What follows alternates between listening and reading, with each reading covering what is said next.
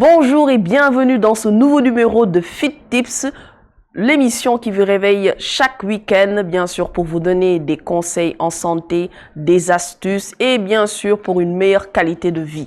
Alors pour aujourd'hui, nous allons parler d'un sujet très important, un sujet certainement dont vous avez longtemps entendu parler, c'est bien sûr le sida. Et nous allons aujourd'hui, comme thème, tout savoir sur le sida. Et pour en parler, j'ai le plaisir de recevoir aujourd'hui M. Dieng, qui est conseiller technique auprès du Conseil national de lutte contre le sida. Bonjour M. Dieng. Bonjour. Ça va, vous allez bien? Oui, je vais très bien. Alhamdoulilah. Alors, comme à chaque fois, elle aussi m'accompagne, c'est Miss Réseaux sociaux, c'est Awa Traoré, c'est Awa la souriante. Comment tu vas? Ah, vous voyez, elle sourit déjà. Merci beaucoup, je vais très bien. Et toi? Ça va, bien réveillé? Ça va, alhamdoulilah. Bonjour à tous et bonjour à Monsieur Dieng. Merci de votre disponibilité et de nous accorder de votre temps pour parler de sujets très importants comme le sida. J'espère que cette émission se passera très bien et on y apprendra tous des nouvelles choses. Merci beaucoup. Bonjour à Jeff aussi. Oui, il est là, le continent. Bonjour, Coach Jeff. Comment tu vas? Ça lance des pics. Oui, des d'entrée Mais non, de jeu. du tout. Bonjour Taneng, bonjour Awa, bonjour Monsieur Dieng. Merci une fois de m'inviter une fois de plus sur le plateau. C'est un plaisir. Fit Et tout Tips. à l'heure, bien sûr, tu vas accompagner nos internautes avec une bonne séance. Exactement, j'interviens généralement à la fin, mais là, de partager une fois de plus le plateau, c'est un plaisir parce que ça nous permet aussi de comprendre certaines choses, de comprendre, de communiquer, d'échanger, mais de partager certaines informations que le grand public n'a pas. Donc, merci à toi. Plaisir partagé. Alors, comme à chaque fois, bien sûr, vous pouvez continuer à réagir à travers le hashtag FitTips sur nos différentes plateformes et notamment, bien sûr, Instagram. Monsieur Dieng, nous entendons ou bien nous avons tous entendu parler du sida, mais est-ce que nous le connaissons vraiment? Alors, possible, s'il vous plaît, de revenir sur la définition du sida? Merci beaucoup déjà pour l'invitation. Voilà, donc le mot sida, comme vous l'avez dit tout à l'heure, c'est quelque chose qu'on entend très souvent dans nos communautés.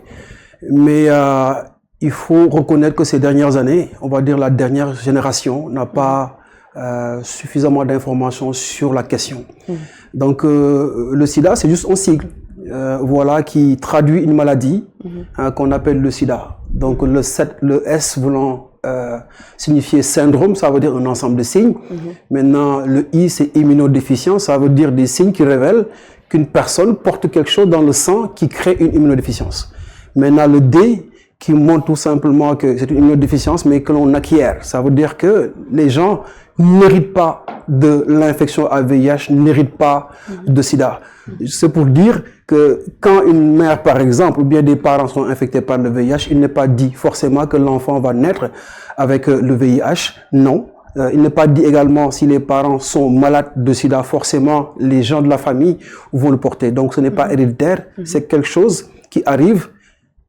Et au début, il y a une infection, il y a un virus qui est dans le corps. Donc, ce serait intéressant après de revenir sur ce virus-là qui, en fait, est à l'origine de tout. Effectivement. Et souvent, même, en fait, il y a un mot auquel le sida est associé, le VIH. Certains même considèrent que c'est la même chose. Pouvez-vous revenir sur la différence entre le VIH et le sida?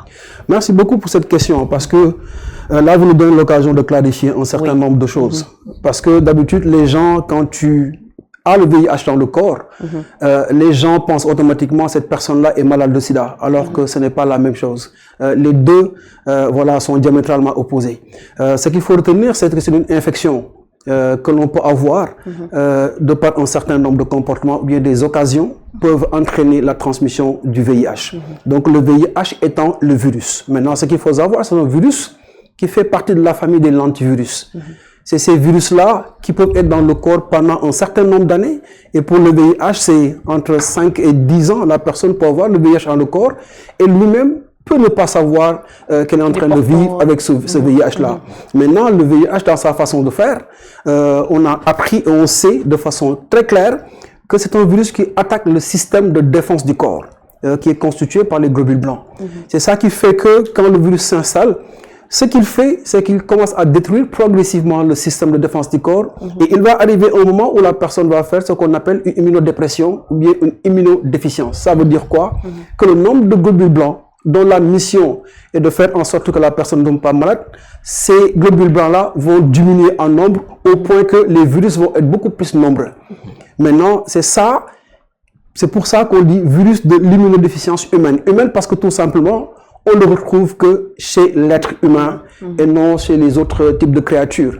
Hein? Donc c'est ça qu'il faut retenir. À l'origine, c'est un virus que l'on peut attraper, soit par rapport sexuel non protégé avec une autre personne qui est infectée, ou bien une mère infectée par le VIH qui tombe enceinte peut le transmettre à son enfant s'il n'y a pas une prise en charge pour cette femme-là.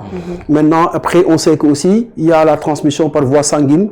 Et là, on peut après entrer dans les détails. D'accord, c'est très important en fait de clarifier cela. Oui, Awa. Surtout même les modes de transmission qu'il faut vraiment que les gens soient sensibilisés à travers cela, même si on ne parle plus de autant de fois qu'auparavant sur le sida. Actuellement, c'est quelque chose qu'on voit qui n'est plus d'actualité qu'auparavant.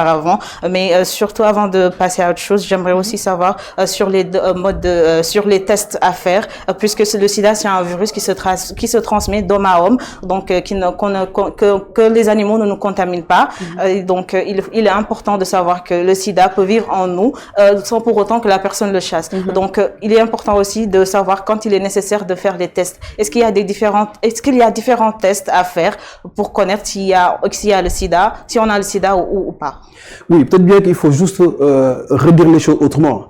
Parce que le sida, c'est un peu plus tard, en général. Maintenant, c'est vrai que, comme j'ai dit tout à l'heure en entendant mes propos, c'est un antivirus. Il peut être dans le corps pendant des années. C'est pour ça qu'à chaque fois, on amène les gens, on leur dit, écoutez, faites le test très tôt. Parce que l'avantage dans cette situation-là, c'est de faire en sorte que la personne n'arrive jamais à la phase sida-maladie. C'est pour dire que il n'est pas dit forcément que la personne qui est infectée par le VIH va forcément faire la maladie du sida. Non, c'est tout faux. On a énormément de personnes avec le VIH qui, il est sûr, ne feront pas de VIH.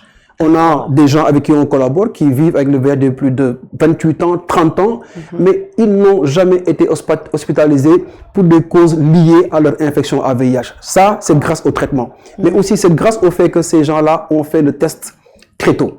Maintenant, le test, on peut le faire partout dans les structures sanitaires et que ce test-là est gratuit. Et gratuit à 100%, on ne paye absolument rien. Maintenant, les tests que nous faisons au Sénégal, c'est ce test-là qui va aller chercher la réaction du corps. Ça veut dire quoi? Ce test-là cherche à identifier les anticorps à VIH. Ça veut dire les anticorps sécrétés par le corps qui montrent que cette personne-là a dans le corps un virus qui détruit le système de défense du corps. Et c'est ça qui permet après, pour ce laborantin-là qui fait la manipulation, de dire « Ah, moi, ce que j'ai vu dans le corps, je pense qu'il y a la présence de VIH. » Mais au Sénégal, on s'est assuré d'une chose. On fait un test algorithme à 3 tests. Ça veut dire on garantit que le test que nous avons est sûr à 100% qu'il n'y a pas possibilité d'avoir des erreurs sur le résultat du test. Maintenant, ce test-là, comme j'ai dit, c'est gratuit, mais aussi c'est anonyme. Ça veut dire, pour respecter des questions de droits humains, on ne peut pas obliger à une personne de faire un test VIH. Maintenant, les autres tests aussi que nous pouvons faire, c'est ce test-là qu'on fait aux femmes qui tombent enceintes. Parce que depuis plusieurs années maintenant, le Sénégal a pour ambition d'éliminer la transmission mère-enfant du VIH. Et pour ce faire, on a mis en place un programme de prévention de la transmission mère-enfant qui commence par cette femme-là qui tombe enceinte. La première consultation prénatale, on te donne le conseil, on te donne les explications pour que tu adhères à faire le test. Maintenant, ce test-là qui est fait, si les résultats sont négatifs, on accompagne la femme avec des conseils pour qu'au cours de sa grossesse, qu'elle ne prenne pas le VIH aussi. Mais pour cette femme-là qui est infectée par le VIH à l'issue de ce test-là, on la met automatiquement sous traitement ARV. Maintenant, ce traitement-là également a de son efficacité, ce qui fait que à ce niveau-là, on peut protéger l'enfant dont la maman vit avec le VIH. D'accord. Est-ce la réponse à la question est-ce la réponse à la question la fenêtre de séropositivité puisqu'on parle de transmission de mère à enfant? Non, fenêtre de séropositivité, je ne sais pas ce que vous voulez dire par là. En fait, pour dire que la séropositivité, c'est une période. Une période qui montre que oui, la personne a été en contact avec une personne vivant avec le VIH, n'est-ce pas? On a testé, on le sait. Maintenant, durant toute sa vie, cette personne-là va vivre avec le VIH. C'est ce que les gens appellent assez souvent une personne séropositive ou bien une personne qui vit avec le VIH. Maintenant, il faut dire que le terme qu'on utilise le plus, c'est une personne vivant avec le VIH.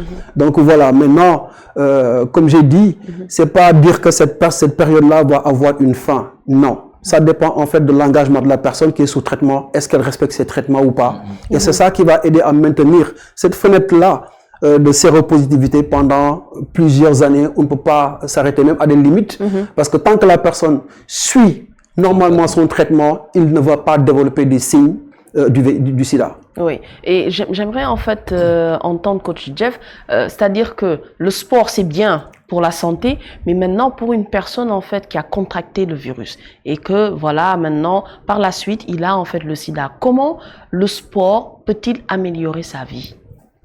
Le sport en général améliore la vie de tout le monde, qu'on soit porteur du VIH ou pas. Maintenant, si on est porteur du VIH, on recommande souvent de faire une activité physique, parce que l'activité physique c'est pas que pour le physique justement, c'est pour l'esprit aussi, pour voir justement la plupart des personnes atteintes de VIH ou de sida ont des tendances à la dépression. Et c'est là où le sport intervient. Car le sport, justement, va lutter contre le stress, produire des hormones qui vont favoriser justement ce bien-être-là. Mais aussi, il faut savoir que quand on est porteur du VIH ou du sida, ce sport doit être contrôlé. On peut pas faire toutes les activités non plus. Il faut que ce soit un suivi. Et ça, généralement, c'est avec la recommandation du médecin. Mais en soi, le sport est toujours bénéfique pour toute personne atteinte d'une quelconque maladie, que ce soit un cancer. Mais comme je dis, il faut que ce soit contrôlé par des professionnels. D'accord, il peut pas, c'est-à-dire une personne séropositive par exemple ne peut pas du tout faire n'importe quel sport. Des sports à haute intensité, voilà, tels que des sports de combat, ça peut être dangereux, puisque son système immunitaire est un petit peu déficient, donc du coup affaibli. Il y a des activités qu'on ne recommande pas pour ces personnes-là, ou alors mais vraiment contrôlées. Mais généralement on recommande la natation, la marche, du vélo, des activités comme ça. Une activité douce, on va dire. Douce, exactement. Douce, d'accord, d'accord, c'est bien quand même. C'est ce qui est recommandé. Ok. Monsieur Dian, il y a aussi beaucoup d'amalgame qui est fait par rapport en fait aux causes du sida. Certaines personnes ont vraiment du mal à décerner en fait quelles sont les réelles causes du sida. Est-ce que vous pouvez éclairer la lanterne de toutes ces personnes-là qui sont en train de regarder? Si vous permettez, j'aimerais en fait réagir à la question précédente, parce qu'aujourd'hui, on a beaucoup d'avancées. Parce que vous savez, en fait, le traitement qui est mis en place, on le fait avec des molécules vraiment optimisées, qui fait qu'actuellement, on arrive à une phase où une personne vivant avec le VIH pourrait ne même plus transmettre le VIH par voie sexuelle. Parce que les molécules que nous avons vont faire en sorte que le virus va diminuer en taille, en nombre dans le sang, et qu'il arrive au moment où la personne va faire ce qu'on appelle une suppression virale. Ça veut dire que dans le sang, on ne voit plus en fait le virus qui va se cacher quelque part dans le corps, dans les zones refuges. Et en ce moment-là, la personne ne transmet plus à l'occasion de rapports sexuels. C'est pour ça qu'on a développé ces dernières années un concept qu'on appelle U égale à U. Ça veut dire quoi? Une personne avec le VIH qui suit ce traitement chaque année, il vient faire ce qu'on appelle la mesure de la charge virale. C'est pour voir où est-ce qu'il en est par rapport à l'évolution en fait de son infection. Avec les molécules dont on dispose maintenant, ce que l'on voit, c'est que le virus va reculer au point de ne plus être actif dans le corps. Et ce qui fait que ces personnes-là qui vivent avec le VIH arrivent à un moment où ils ne vont plus transmettre le VIH par voie sexuelle. C'est pourquoi que nous, dans la prévention, le fait de prendre des médicaments est même une façon de faire la prévention, la transmission du VIH dans la communauté de manière générale. Maintenant, en termes de sport, de plus en plus, peut-être bien les sports de combat, ce n'est pas conseillé. Mais on voit de plus en plus des jeunes maintenant qui jouent, qui font certains sports, qui jouent au foot, mais ça ne change en rien sur leur capacité d'être soit un footballeur, un basketteur ou bien un autre truc.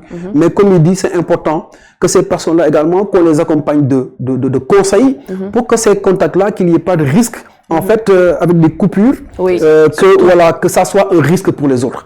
C'est ça que je voulais vraiment clarifier. Maintenant, concernant un peu tout ce qui se dit sur le VIH, soit comme rumeur ou bien pour information vraie, en général, nous savons qu'on a des communautés où parfois c'est difficile de passer certains messages parce que nous ne sommes pas les seuls également à communiquer. D'autres personnes en parlent et beaucoup de personnes malheureusement n'ont pas les bonnes informations ou bien ne partagent pas les bonnes informations. Ce qu'il faut retenir à mon sens, c'est que le VIH, c'est une infection comme toutes les autres infections. C'est devenu même une infection chronique dans la mesure où les personnes avec le VIH sont normales, sont comme vous, comme moi et ne montrent rien d'un point de vue physique ce qu'ils vivent. Maintenant, l'autre élément qu'il faut savoir, c'est cette question-là des personnes qui sont les plus exposées. Oui. Ça, c'est une réalité. On a des populations qui sont plus vulnérables que les autres. Par exemple, une femme qui fait ce qu'on appelle en fait le travail du sexe, qu'on appelle nous chez nous les professionnels du sexe.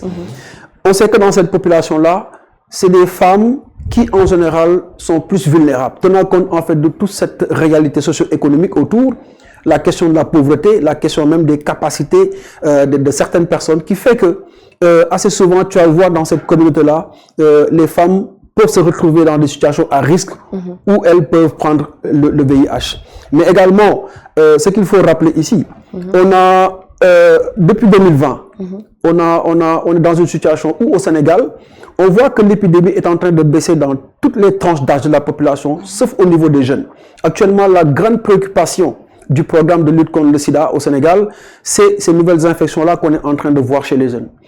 Les 15, on va dire 49 ans. 15 jusqu'à 49 ans, c'est là qu'on voit les plus grand nombre de personnes qui sont infectées depuis 2020. C'est pour cela qu'en fait, voilà, on est en train de poursuivre les efforts en matière de sensibilisation et on fait beaucoup plus focus chez les jeunes où on voit vraiment cette nouvelle dynamique de propagation du VIH. Et ça, on peut l'analyser également sous l'angle de plusieurs régions. Parce qu'il y a des régions au Sénégal qui sont beaucoup plus exposées du point de vue de notre position géographique, qui fait que dans ces régions-là, on a un taux de prévalence qui est beaucoup plus élevé par rapport aux autres régions qui sont vers le nord, qui sont voilà, comme Thiès, comme les régions de Saint-Louis et autres. Maintenant, les régions du sud, qui sont également les régions qui sont aux côtés des frontières, c'est là qu'on voit qu'on a beaucoup plus de problèmes. Et ça aussi, il y a des réalités socio-économiques, mais également des réalités culturelles qui contribuent à alimenter la propagation du VIH dans ces communautés-là. D'accord. Et le CNLS, c'est-à-dire le Conseil national de lutte contre le sida,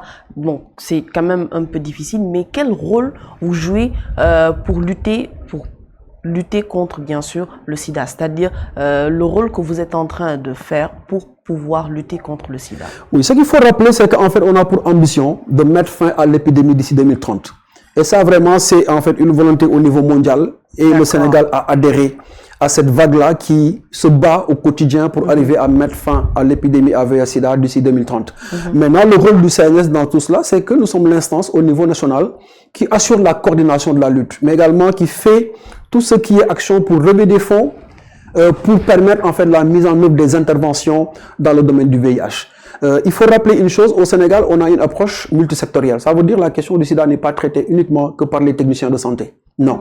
On a plusieurs secteurs ministériels, comme le secteur de la famille, le secteur du travail, le secteur de la justice, le secteur de l'éducation, le secteur de la jeunesse, l'ensemble des secteurs-là, mais également les forces armées, le ministère de l'Intérieur aussi, avec qui nous travaillons. Mais pour l'ensemble de ces organisations-là, c'est le Conseil national de lutte contre le sida qui travaille à mobiliser les ressources. Et ces ressources-là vont contribuer maintenant à la mise en œuvre des activités. Mais au-delà de cette activité-là, c'est nous qui sommes également autour de la définition des politiques au niveau national avec l'ensemble des partenaires et notamment ceux de la société civile pour donner les orientations pour aller vers la riposte au VIH. Au-delà de ça également, il y a le rôle du plaidoyer pour faire en sorte que qu'on ait beaucoup plus de ressources également qui sont des ressources domestiques parce qu'aujourd'hui, le grand défi qu'a le Sénégal, c'est assurer vraiment cette autonomie financière-là pour être sûr que quand les partenaires vont partir, parce que c'est en train d'arriver, quand les partenaires vont se retirer, que le Sénégal puisse compter sur ses propres moyens pour porter cette riposte-là contre le VIH. Alors, Awa. Oui, il a parlé de défis tout à l'heure. C'est sur cette question que je voulais venir même. Vous avez un objectif d'éradiquer l'épidémie d'ici 2030, c'est quelque chose qui est vraiment saluable et j'espère que vous atteindrez cet objectif. Alors, concernant les défis, mis à part le défi financier, est-ce qu'il y a d'autres défis aujourd'hui qui vraiment vous bloquent ou bien qui ne facilitent pas la lutte contre le VIH/SIDA, notamment en termes de dépistage pour les populations les plus vulnérables? En fait, c'est une question très intéressante. Tenant compte des défis, vous l'avez rappelé, la défi en fait de la pérennisation des financements. Mais l'autre aspect, c'est la question que j'ai abordée tout à l'heure, la question des nouvelles infections chez les jeunes. Ça fait partie des grands défis. Il faut qu'on arrive au Sénégal à ce que les jeunes prennent conscience et se protègent efficacement contre cette épidémie-là. L'autre défi que nous avons, c'est d'arriver à mettre fin à la transmission mère-enfant du VIH. Il y a des pays qui l'ont réussi, pourquoi pas le Sénégal? C'est pour cela qu'en fait, ces dernières années aussi, il y a beaucoup d'efforts qui sont faits pour relever ce défi-là, arriver en sorte que toutes les femmes vivant avec le VIH qui tombent enceintes, que les enfants qui vont naître de ces grossesses-là ne viennent pas au monde avec le VIH. Ça aussi, c'est un des grands défis. L'autre grand défi qu'on peut souligner ici, c'est la question de la stigmatisation et la discrimination des personnes vivant avec le VIH. Parce que ça persiste. Depuis des années, on y travaille, mais on se rend compte qu'il y a des populations qui continuent à porter un regard négatif, à porter un jugement, mais également à donner des informations qui ne sont pas justes à l'endroit des personnes vivant avec le VIH. Et ce défi-là de la stigmatisation, au quotidien, on y travaille et on espère que d'ici quelques temps, les Sénégalais vont normaliser le fait qu'une personne puisse avoir l'infection à VIH et que ça soit quelque chose de très normal. L'autre chose également, c'est la question des droits humains. On a l'impression au Sénégal que, voilà quoi, il y a certaines populations qui sont laissées de côté de par le rejet, de par la stigmatisation. Et ça impacte négativement les stratégies que l'on met en œuvre. Aujourd'hui, il y a des personnes qui ne peuvent pas aller tout simplement dans une structure sanitaire pour chercher un soin de santé. Parce que tout simplement, il y a le jugement, il y a le regard qui fait que ces personnes-là, voilà, au moment d'y aller, c'est beaucoup de crainte ou bien parfois, ils préfèrent de ne pas y aller. Donc voilà un peu un ramassé, quelque chose, les défis que nous avons, qui sont des défis de taille, qu'il va falloir que nous tous, en tant que Sénégalais, qu'on puisse contribuer à les relever.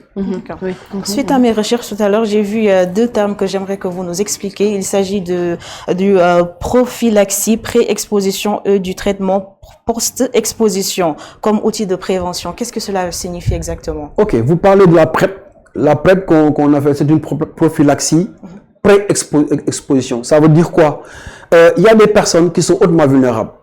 Ça concerne les femmes qui sont, les personnes, je veux dire, les personnes de manière générale, qui ont une particularité, qui sont vulnérables de manière assez spécifique.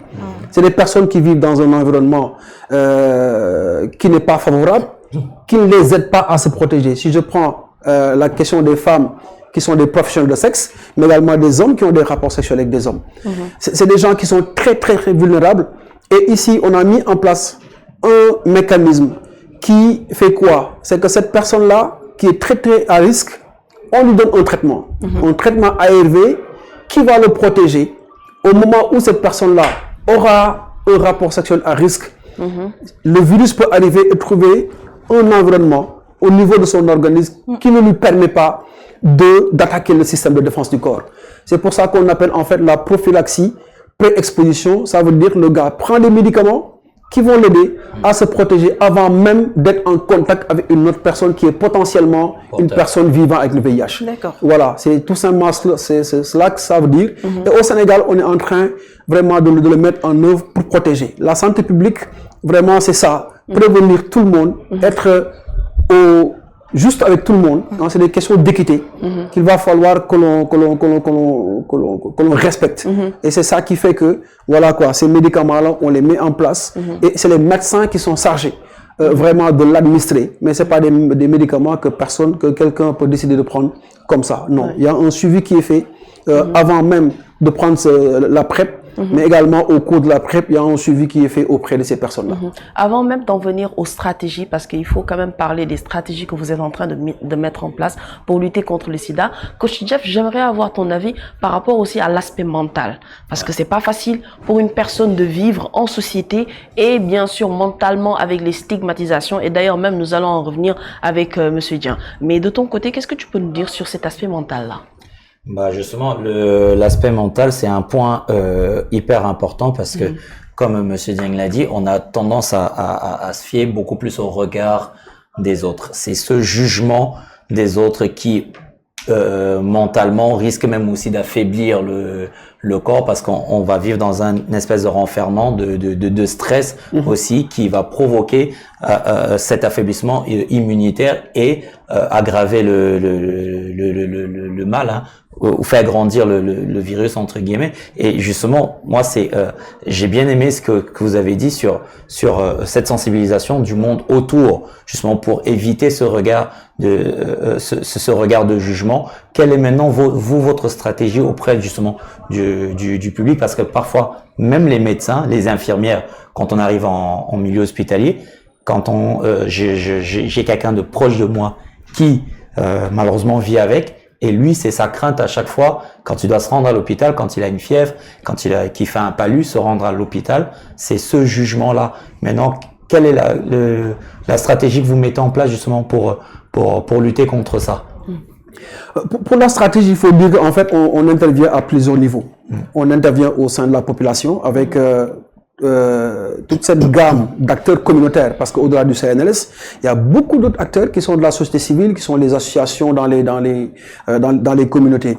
Il faut un important travail de sensibilisation, et même au sein de ces organisations-là, on a des associations de personnes vivant avec le VIH qui aujourd'hui, grâce en fait à l'impact positif du traitement, contribue de façon très très positive au recul de la stigmatisation et la discrimination, parce que maintenant on arrive à mettre un visage sur ces personnes-là vivant avec le VIH. On a des figures au niveau national qui acceptent de s'engager et de venir dire aux populations voilà ce que c'est que le fait de vivre avec le VIH. Mais à chaque fois que ces gens-là le font, on sent vraiment un changement de perception pour ces personnes-là qui entendent ce message-là. Au-delà de ça, le programme également travaille avec beaucoup de secteurs qui sont sensibles. Par exemple, avec le ministère de la Justice, nous faisons des interventions jusqu'au niveau des prisons, où on fait des sessions de sensibilisation, on offre le test de dépistage et on offre également le traitement pour les personnes qui sont infectées.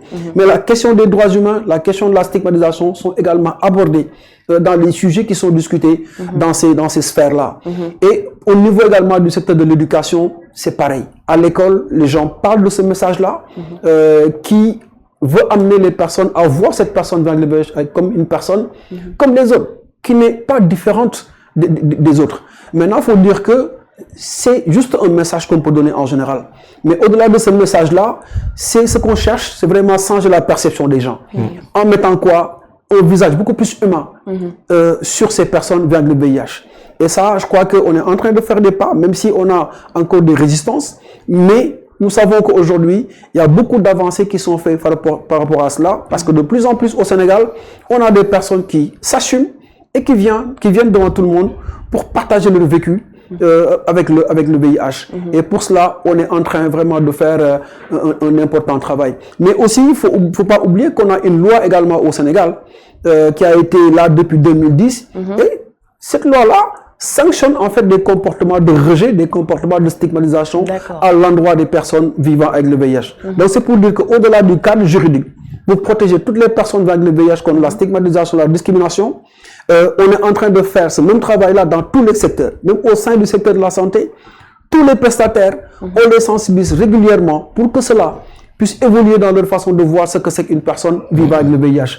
Et voilà, je pense que voilà, c'est ça que nous sommes en train de faire. Et nous espérons que d'ici quelques temps, voilà, les gens vont évoluer dans leur façon de voir les personnes qui sont infectées par le VIH. Parce que, si tu permets, oui, bien sûr, parce que justement, malheureusement, pour des personnes justement qui ne se documentent pas, qui ne se renseignent pas, qui n'ont pas quelqu'un de proche qui vit avec, on a tendance à toujours montrer que des images d'une personne qui fait déjà la maladie ou qui est, comme on dit, à l'article de la mort. Donc celui qui malheureusement fait le test et découvre qu'il est atteint du VIH, la seule image réelle qu'il a, c'est cette personne qui fait la maladie. Et c'est là où justement, pour répondre à ta question, c'est là où le mental justement prend un sacré coup et physiquement on commence même à manifester la maladie. Donc le fait de mettre en avant des personnes qui vivent avec, qui sont porteurs, mais physiquement bien portants, voilà, c'est une très très bonne chose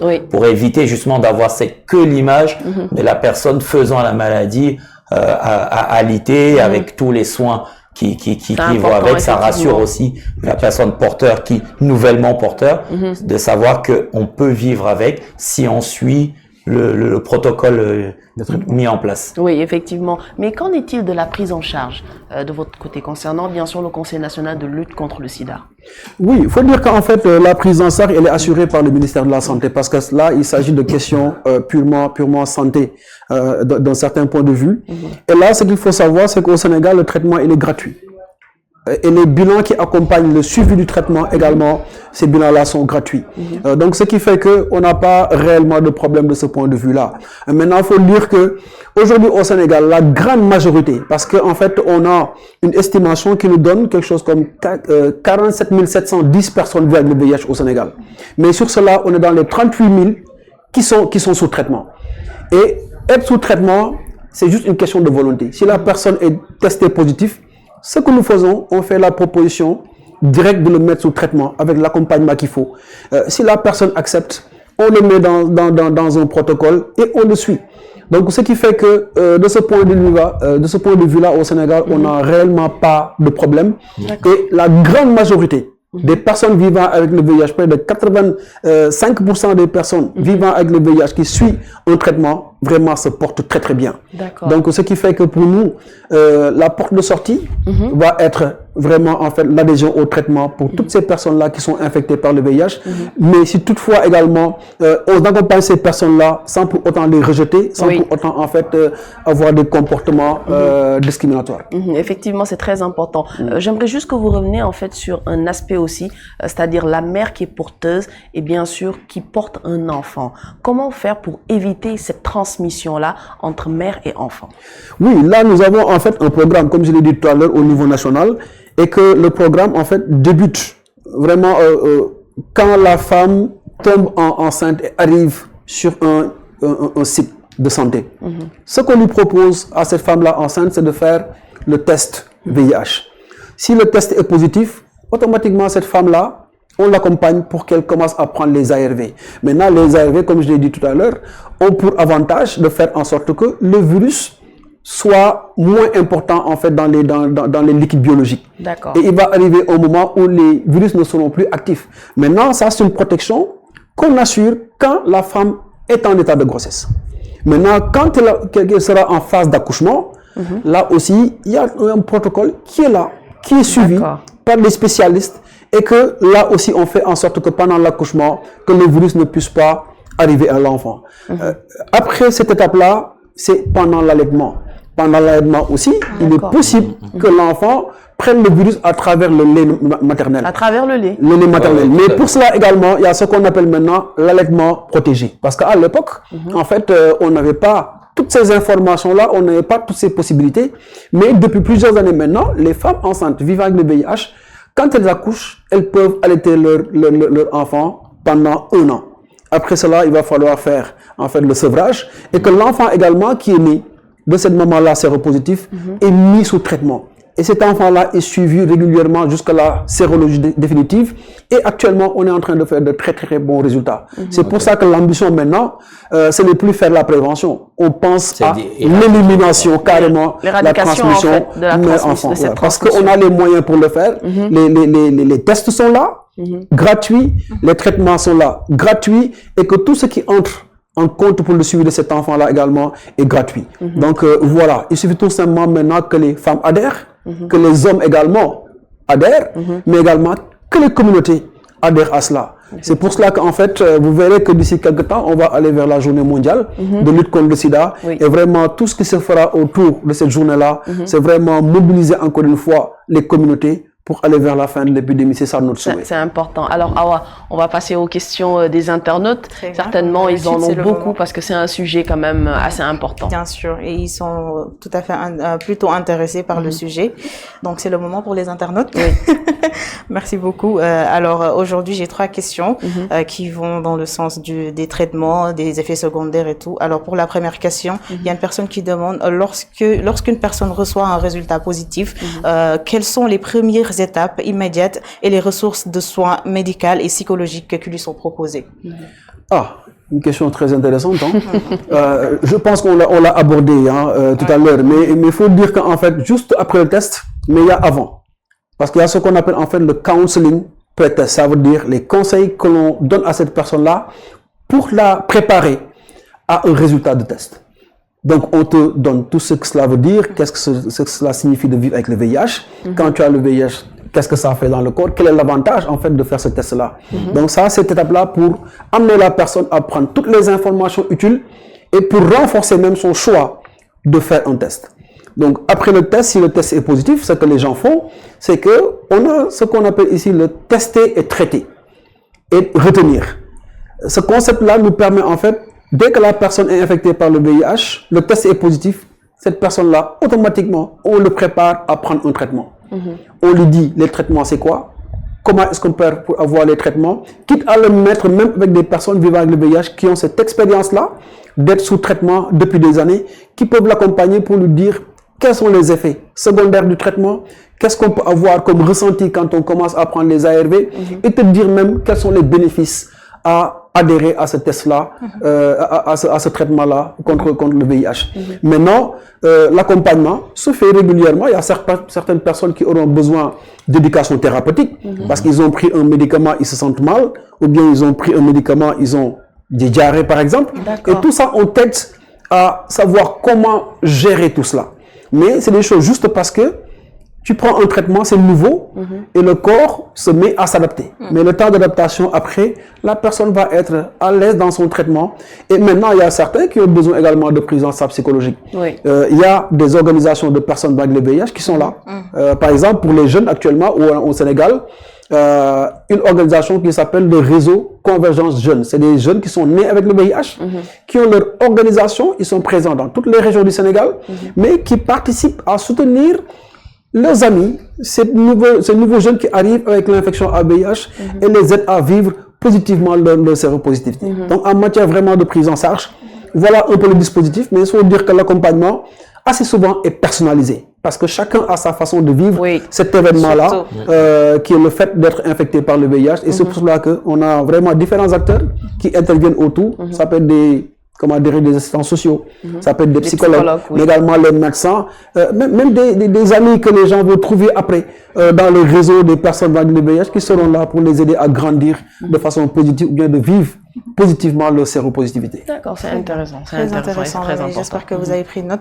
Il y a une autre question qui parle des effets secondaires. Dès qu'on entend parler de traitement, surtout les personnes qui n'aiment pas les médicaments à prendre, ils se posent des questions. Alors, celui-ci demande quels sont les effets secondaires les plus courants des traitements actuels et comment le corps médical travaille-t-il pour minimiser les impacts sur la qualité de vie des patients? Voilà, dommage que je n'ai pas le profil de médecin, je ne suis pas un médecin, mais d'après l'expérience que nous avons, il faut dire que maintenant, en termes de traitement, les gens prennent qu'un comprimé par jour. Un seul comprimé. Il fut un temps, les gens prenaient jusqu'à 11 voire 14 comprimés par jour. Maintenant, on a des molécules beaucoup plus sophistiquées et la personne avec le VIH prend juste un médicament par jour selon l'heure qui le convient. Et c'est un comprimé par jour. Maintenant, pour les effets secondaires, cela dépend d'une personne à l'autre. Il y a des gens qui vont avoir des effets secondaires vraiment minimes, avoir par exemple des céphalées, la personne peut faire des diarrhées parce que tout simplement en ce moment il y a quelque chose qui arrive, la personne peut faire des nausées, vomissements, mais c'est pas plus que ça. Maintenant, il y a d'autres personnes aussi prédisposées à prendre la graisse, vont prendre du poids. Et même pour ces personnes-là, il y a certains à qui on sent juste le molécule qu'il est en train de prendre pour une autre molécule équivalent. Et cette personne-là va stabiliser son poids. C'est pour ça qu'en fait, le sport, assez souvent, c'est conseillé à ces personnes-là. Ils peuvent faire du sport juste pour gérer également la prise de poids, parce que les médicaments qu'ils sont en train de prendre pour beaucoup de personnes va leur donner beaucoup plus de graisse et tout cela. Donc voilà un peu, c'est des effets secondaires vraiment minimes, mais ce qu'il faut retenir avec les médicaments de manière générale, pour voir un médicament qui n'a pas d'effet secondaire, c'est rare. C'est rare, c'est très rare. C'est selon en fait notre degré de sensibilité par rapport à... Et quelle que soit même la maladie. Effectivement. Voilà, ça dépend vraiment de la personne. Il est sensible à tel produit ou pas. Mais on n'a pas vraiment d'effets secondaires graves qui peuvent amener à d'autres problèmes. D'accord. Alors la dernière. La dernière question, celui-ci demande comment la stigmatisation et la discrimination, je crois que vous en avez parlé tout à l'heure, affectent-elles le dépistage et la prise en charge des personnes vivant avec le VIH? Non, la peur. Le fait de rejeter les personnes Nous, on a compris que beaucoup de personnes ne veulent pas faire le dépistage, par exemple, parce que tout simplement, peut-être bien eux-mêmes ont entendu ou bien se disent que forcément, quand les gens vont apprendre que je vis avec le VIH, je vais être rejeté. Oui, c'est le rejet en fait, la peur du rejet. Effectivement, ça impacte négativement les efforts qui sont faits dans la prévention et même pour le service de dépistage. Mais également, on sait qu'il y a des personnes avec le VIH, quand elles sont rejetées, vont abandonner le traitement. C'est arrivé malheureusement pour beaucoup de personnes avec le VIH qui ont préféré abandonner le traitement parce que tout simplement, voilà, ils sentent qu'il y a trop de pression, il y a trop de jugement et que psychologiquement, ils ne sont pas comme les autres et ça les amène à abandonner un traitement tout simplement et se laisser mourir. Et ça, pour nous, ça n'a pas de sens.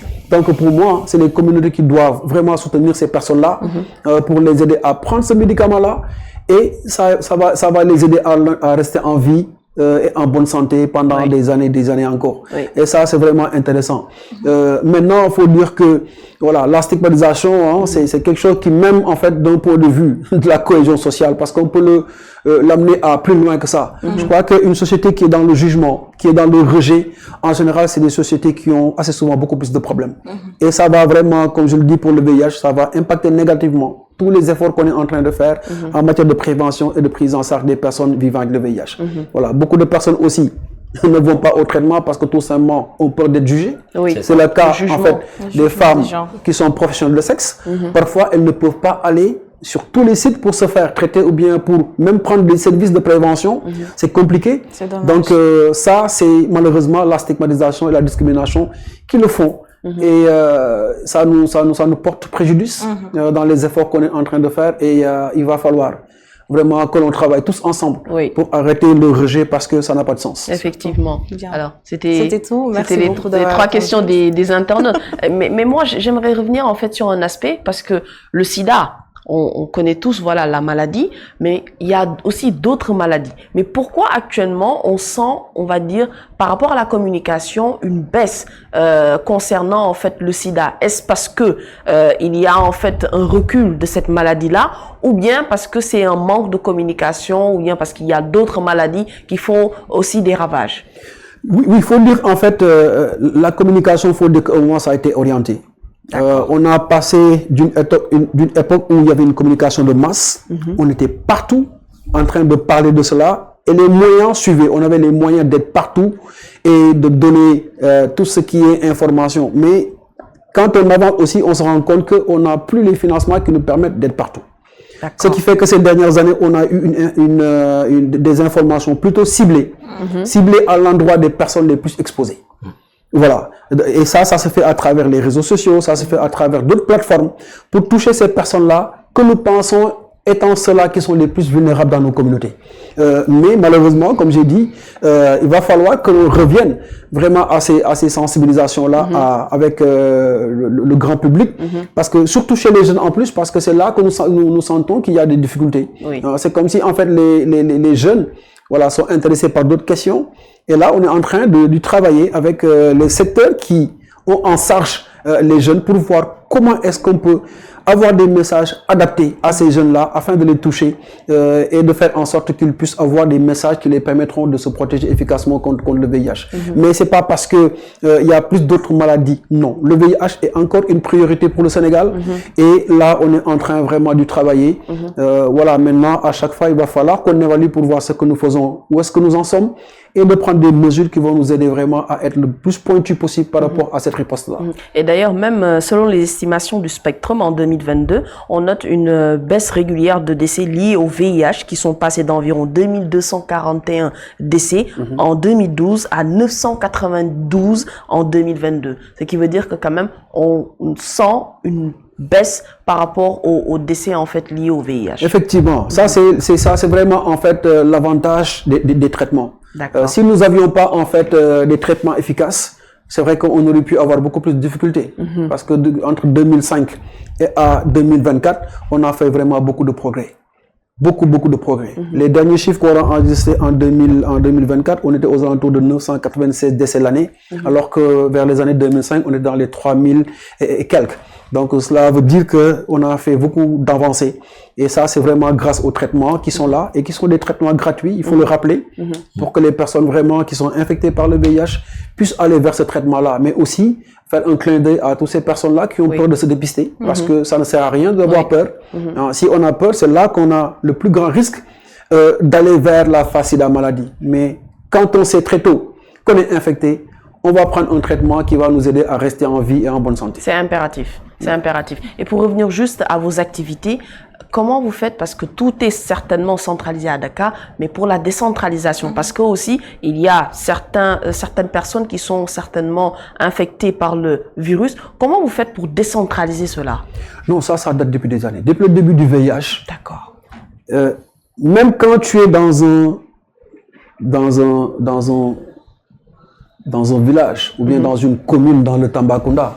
Par exemple, vous allez à Payar, le centre du Sénégal, mais il y a l'infirmier chef de poste qui est formé et qui fait la dispensation des ARV.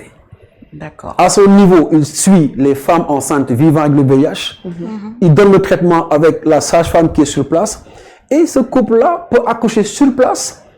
Cette femme-là peut accoucher sur place. Tout en ayant le VIH dans le corps, et l'équipe qui est sur place est formée pour prendre en charge cette femme-là jusqu'à l'accouchement et suivre l'enfant. Donc la décentralisation, elle est là depuis plusieurs années. Le traitement, ou bien tous les services qui sont offerts à Dakar, c'est les mêmes services et la même qualité de service qui est offert partout au Sénégal. Super. Donc de ce point de vue-là, ça a été réglé depuis plusieurs années déjà. Excellent. Voilà, donc il n'y a pas de différence entre ce qui se fait à Dakar et les autres régions. Excellent. Je pense qu'il est nécessaire aussi de rappeler où vous êtes actuellement pour que toute personne, bien sûr, qui est en train de vous regarder puisse, bien sûr, venir auprès, bien sûr, du centre, du Conseil national de lutte contre le sida et, bien sûr, se faire prendre en charge ou avoir beaucoup plus d'informations. Il faut dire que la mission le Conseil national de lutte contre le sida n'offre pas réellement de service de prise en charge. D'accord. Okay. On coordonne tout cela. Mais dites-vous que même vous êtes à Yeumbeul, il y a le poste de santé de Yeumbeul qui peut offrir ces services-là de dépistage, mais également quand la personne infectée par le VIH, le centre de santé met sous traitement et va dire à cette personne-là, pour éviter en fait de quitter Yeumbeul et venir vers moi pour prendre le traitement, je peux demander à l'infirmier chef de poste qui est à Yeumbeul de te suivre. Ou bien tu es à Tivaouane Peulh, ou bien tu es dans le Tambacounda à Bakel, à Tourimé par exemple. L'infirmier chef de poste qui est à Tourimé a toute la logistique pour suivre une personne avec le VIH à son niveau. Donc c'est pour dire que l'ensemble des postes de santé au Sénégal, l'ensemble des centres de santé au Sénégal et les hôpitaux offrent des services de prévention mais également de prise en charge du VIH. Allant en fait de l'information aux tests et aux mises sous traitement. Donc voilà un peu. Excellent. Maintenant, le Conseil national de lutte contre le sida se trouve dans l'enceinte de l'hôpital Fann. Nous avons à côté ce qu'on appelle le CTA, le centre de traitement ambulatoire, qui est un des premiers centres au Sénégal qui a assuré très tôt la prise en charge des personnes avec le VIH. C'est excellent. En tout cas, nous vous remercions parce que tout ce que vous êtes en train de faire, c'est vraiment très bien. On parle des autres maladies, mais aussi il y a une maladie qui est là depuis des années. Donc, c'est bien déjà, il y a une baisse, mais il faut davantage continuer et bien sûr venir vous accompagner. Monsieur Dieng, nous vous remercions pour avoir répondu bien sûr présent à notre invitation. C'est moi qui vous remercie. Merci à vous. Awa, merci à toi aussi. Merci Tani. Alors, c'était tout.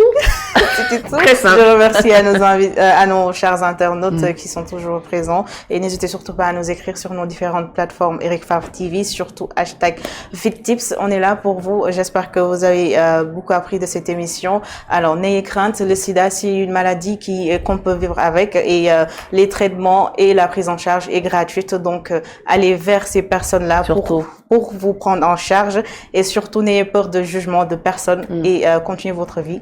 Soyez be safe. Merci. Le conseil de Awa. Coach Jeff, merci à toi aussi. Merci. Mais tu n'as pas encore terminé. Non, j'ai pas encore terminé parce que moi je prends juste après pour la petite séance de remise en forme pour aider tout ce monde à maintenir une hygiène de vie de qualité, que ce soit sur le plan physique mais aussi psychologique.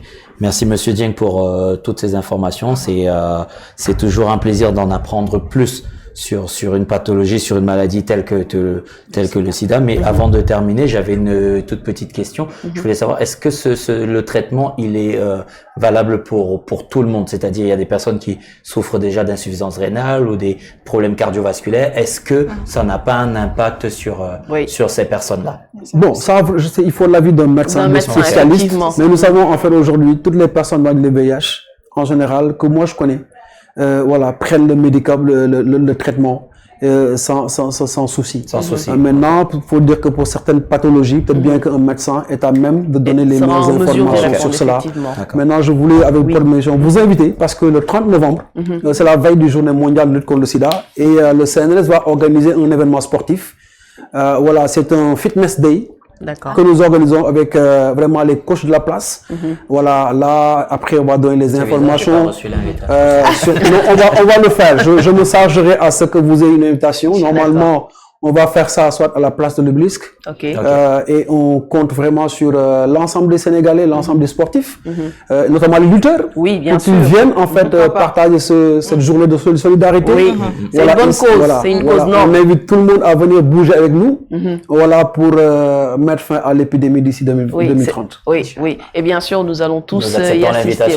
Bien sûr, volontiers. En tout cas, merci à vous. Et comme je l'ai dit, bien sûr, c'est très important ce que vous êtes en train de faire, le message bien sûr que vous êtes en train de véhiculer. Et nous, bien sûr, de notre côté, à chaque fois, on vous accompagne pour vous donner des conseils, des astuces et tout, mais pour parler aussi des sujets sérieux en vous donnant bien sûr les bonnes astuces et les bons conseils. C'était Fit Tips. On vous laisse de suite avec Coach Jeff pour que lui aussi vous apporte sa contribution. Et à la régie, bien sûr, je remercie Mara et surtout Mabdou pour la partie technique. Merci à vous de nous avoir suivis. C'était Fit Tips sur Eric Fav TV.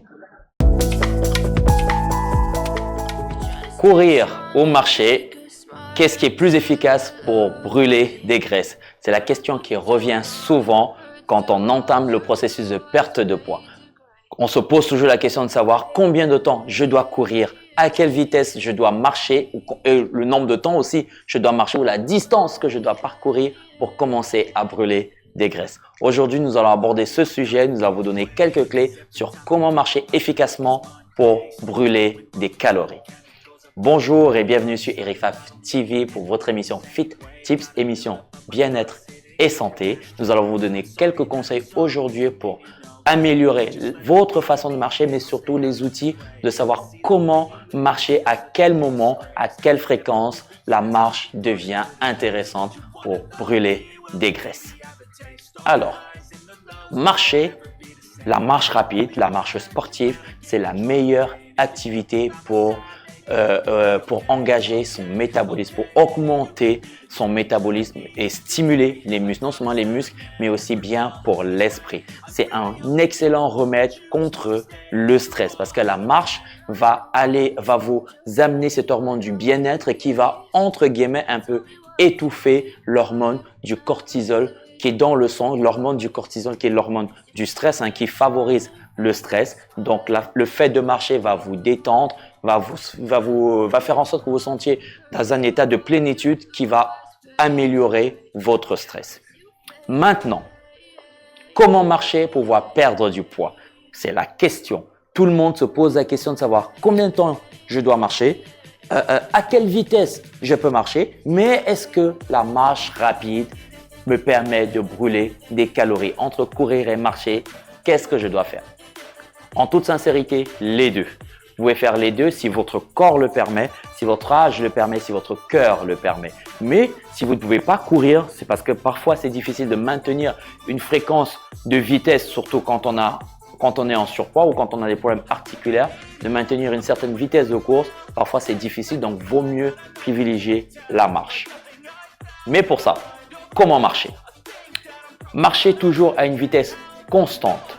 C'est la même vitesse du début de votre marche à la fin. Là, ça va permettre juste d'augmenter votre métabolisme, activer les muscles, renforcer au niveau articulaire aussi. Il faut savoir que plus on va avancer dans l'âge, plus on aura des problèmes de mobilité au niveau des articulations. Donc, le fait de marcher va maintenir cette mobilité. Mais aussi la sédentarisation aussi peut verrouiller au niveau de votre mobilité. Donc, le simple fait de marcher, vous activez vos muscles, que ce soit les muscles du bas du corps et un tout petit peu ceux du haut. Ça dépend si vous êtes en mouvement du haut du corps ou pas. Maintenant, à quel moment dans votre marche vous activez le processus dépense calorique? Vous activez la dépense calorique à partir si vous marchez à une vitesse constante, c'est-à-dire à votre rythme cardiaque entre 60 et 70% de votre rythme cardiaque maximal. C'est-à-dire au moment où vous avez du mal à respirer, vos muscles auront besoin d'oxygène, donc ils vont commencer à brûler tout ce qui est graisse liquide.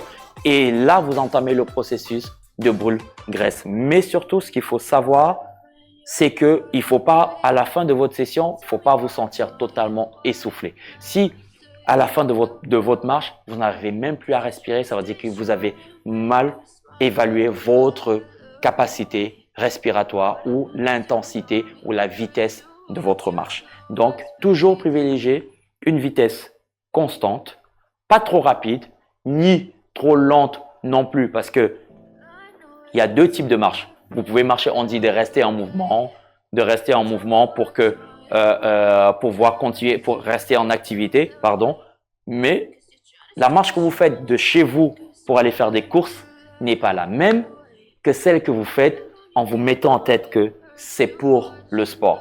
Toujours préparer son esprit et son corps. Avant de sortir, quand vous allez faire votre marche, mettez-vous dans des conditions sportives pour que votre corps puisse activer tout ce qu'il faut pour pouvoir brûler des graisses. Aussi, pendant votre marche, vous pouvez faire ce qu'on appelle défractionner pendant la marche. Vous pouvez avoir quelques minutes, voire entre 2 et 3 minutes où vous allez marcher beaucoup plus vite et 2 à 3 minutes, vous allez marcher plus lentement. Vous pouvez commencer comme ça petit à petit et au fur et à mesure que votre corps va s'habituer, va s'adapter, vous pourrez accélérer un peu plus et voire même courir. N'essayez jamais de faire ce que la plupart des gens font, c'est-à-dire il y a 10 ans, je faisais un footing, je courais il y a 10 ans, je faisais de cette distance à là en 10 minutes et 10 ans après, il essaie de refaire la même chose. Ne faites jamais cette erreur.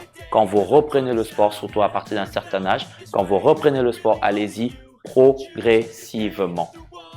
Vous commencez par une distance réduite. Une distance réduite, vous prenez le chronomètre, le chrono du temps que vous allez mettre à arriver à cette distance-là, soit en aller simple ou en aller-retour. Vous prenez et vous évaluez votre rythme cardiaque. Une fois votre rythme cardiaque évalué, la prochaine session, le but de la prochaine session, c'est de réduire le temps et de maintenir cette même fréquence cardiaque. Vous comprenez ce que je veux dire? C'est-à-dire, si ça vous a pris, admettons, nous sommes au rond-point Yoff, par exemple, et je dois aller à l'ancien aéroport. OK? Aéroport Léopold Sédar Senghor. Je vais prendre mon chrono, je vais marcher jusqu'à l'aéroport, faire le tour et revenir. Une fois que je reviens au rond-point Yoff, je stoppe mon chrono. J'évalue ma respiration, comment je me sens, je prends le temps que ça m'a pris environ 15 minutes. Le lendemain, mon objectif est de faire moins de 15 minutes. Même si ce n'est que de 2 secondes, l'objectif est de faire moins de 2 minutes. Mais en faisant moins de 2 minutes, il faut choisir le bon moment pour accélérer. Si vous accélérez en tout début, c'est sûr que vous allez cramer, vous allez brûler toute l'énergie qui peut vous servir sur toute la distance, vous allez le brûler en début de marche. Donc, toujours démarrer doucement et savoir avoir le bon timing pour accélérer. Et ainsi de suite, chaque fois, vous prenez votre chrono, vous réduisez. Vous allez vous rendre compte que la distance que vous avez fait la première séance en 15 minutes, vous la faites maintenant en 6-7 minutes. Du coup, qu'est-ce que vous faites? Vous rallongez la distance. Soit vous commencez à courir pour aller beaucoup plus vite parce que de toute façon, vous allez déjà bien plus vite. L'option que je propose à ce moment-là, c'est de rallonger la distance. On partait du rond-point Yoff à l'aéroport Léopold Sédar Senghor. Maintenant, on dit, OK, on va faire, au lieu de s'arrêter à l'hôpital Léopold Sédar Senghor, je vais prolonger jusqu'à virage. Virage, je fais l'aller-retour et je reprends un nouveau chrono. Et ça, vous pouvez le faire toutes les semaines ou tous les 15 jours, ça va vous permettre d'évoluer. Parce que oui, la marche peut vous permettre de brûler des graisses en augmentant votre métabolisme. Donc du coup, en allant chercher dans les graisses de votre organisme, en fait, pour fournir l'énergie quand les muscles commencent à fatiguer, quand les muscles commencent à manquer d'oxygène, et c'est là où les graisses interviennent. Et plus vous allez avancer dans cette fréquence-là, plus vous allez brûler. Mais n'oubliez pas l'alimentation aussi. Une bonne hygiène de vie, une activité sportive, la marche associée d'exercices de renforcement musculaire peuvent être 100% bénéfiques pour vous. J'espère que ces quelques conseils vous auront permis ou vous permettront de commencer votre marche en toute sécurité et commencer votre processus de bien-être. Je vous dis à très bientôt.